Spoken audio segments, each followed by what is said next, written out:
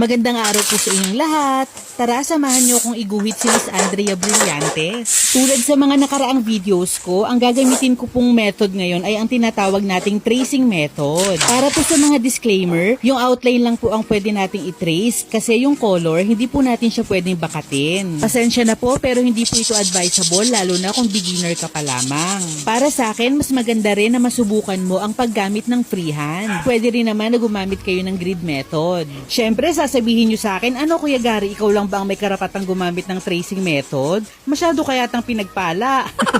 Kasi po, sa 9 years na nakalipas, nasubukan ko na po ang gumamit ng freehand, grid method, at nitong 2022 ko lang sinumulan ang paggamit ng tracing method.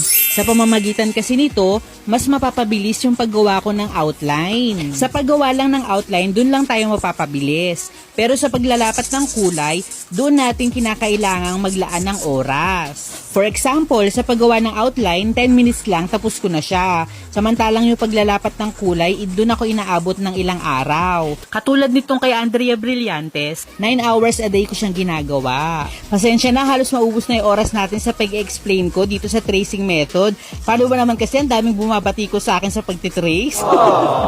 Kesyo hindi daw ako totoong artist, fake artist daw ako, hindi naman daw totoong drawing yung ginagawa ko, dapat daw ang tawag sa ginagawa ko, hindi raw portrait painting, kundi dapat coloring daw. So may mga ganyan ako natatanggap na mga sa mismong co-artist ko rin. So ayun, alam mo, hindi naman ako sa kanila nagpapa-apekto kasi alam ko sa sarili ko na hindi naman totoo yung sinasabi nila sa akin. So, ayun, laban lang talaga sa buhay. Kasi kadalasan kung sino pa yung co-artist natin, sila pa yung hihila sa atin pababa.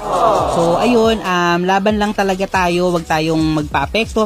Lalo na dun sa mga beginner, ngayon pa lang sasabihin ko na sa inyo na marami kayong pagdadaanan, marami kayong maririnig na salita, yung iba sa inyo pupuri, ganyan, yung iba naman babatikusin kayo, lalaitin yung gawa nyo. So, gamitin nyo lang na in a positive way yung mga matatanggap nyo sa kanila na criticism. Ganun lang ang gawin nyo kasi kung magpapa-apekto kayo sa kanila, walang mangyayari. Gamitin nyo silang motivation para mas mahasa pa kayo sa pagguhit. So, ayan na nga, malapit na palang matapos natin itong ginagawa ko. Kaso nga lang naubos na yung oras natin sa pag-explain ko about sa tracing method.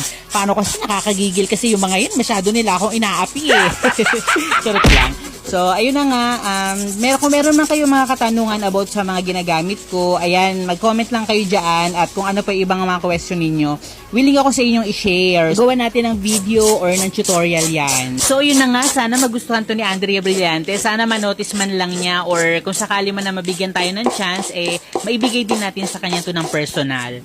At maraming salamat po. Sana po ay nagustuhan nyo po ang video na ito. Kung meron pa po kayong mga katanungan, ayan, mag-comment lang po kayo dyan at binabasa ko po yung mga comment ninyo. At hanggat kaya ko po kayong replyan lahat, ayan, re-replyan ko po kayo. Maraming salamat po sa mga nakaka-appreciate sa akin, tracing man tong ginagawa kong technique. Maraming salamat po talaga. Thank you so much po. Hanggang sa susunod po ulit.